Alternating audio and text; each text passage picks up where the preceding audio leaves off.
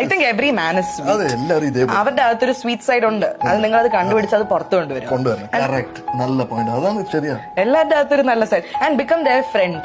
Like നമ്മൾ എപ്പോഴും കല്യാണം കഴിക്കുമ്പോൾ നമുക്കൊരു വിചാരമുണ്ട്, ഓ ഇതെന്റെ ഭർത്താവാണ്. And it's not your property, it's a human being, right? നമുക്ക് കാർ വാങ്ങിക്കാം, TV വാങ്ങിക്കാം, ഫ്രിഡ്ജ് വാങ്ങിക്കാം, AC വാങ്ങിക്കാം, ബട്ട് നമുക്കൊരു മനുഷ്യനെ വാങ്ങാൻ പറ്റില്ല. You are not buying that person. അയാളുടെ പേഴ്സണൽ സ്പേസ് എപ്പോഴും അയാൾക്ക് കൊടുത്തേ പറ്റൂ. അവരുടെ ഡ്രീംസ്, അവരുടെ ആഗ്രഹങ്ങള്. Be a good friend and always appreciate them. And അവർ നല്ലൊരു കാര്യം ചെയ്യുമ്പോ ശരിക്കും ജെന്യൂൻ ആയിട്ട് അവരുടെ കണ്ണ് നോക്കി ഞാനത് ചെയ്യാറുണ്ട്. Even Sreeni does that. Say Sreeni ഇന്ന് ചെയ്തത് താങ്ക് യു സോ മച്ച് എന്ന് പറയാം. താങ്ക് യു എന്ന് പറയണം. അത് ഫോർമാലിറ്റി അല്ല, it's just A genuine gesture. Thank you. And ചില സമയത്ത് ശ്രീനി ചെയ്യുന്ന ചില gestures I be like that was really good, thank you, I love you. ഇതൊക്കെ നമ്മൾ ഇടയ്ക്കിടയ്ക്ക് പറഞ്ഞുകൊണ്ടേയിരിക്കുക. അതായത് ഇപ്പൊ നമ്മളൊരു ചെടി വാങ്ങിച്ചു, അതിന് ഡെയിലി വെള്ളം ഒഴിച്ചില്ലെങ്കിൽ എന്ത് പറ്റും അല്ലെ? ഞാൻ 1 വർഷം ഒഴിച്ചു, ഇനി 2 വർഷത്തേക്ക് ഒഴിക്കണ്ട എന്ന് പറയുന്ന പോലെ ശരിക്കും ഇടയ്ക്കിടയ്ക്ക് വെള്ളം ഒഴിക്കണം. അതേപോലെ നമ്മുടെ റിലേഷൻഷിപ്പിലും കുറച്ച് നമ്മൾ ഇൻവെസ്റ്റ് ചെയ്തുകൊണ്ടേയിരിക്കണം.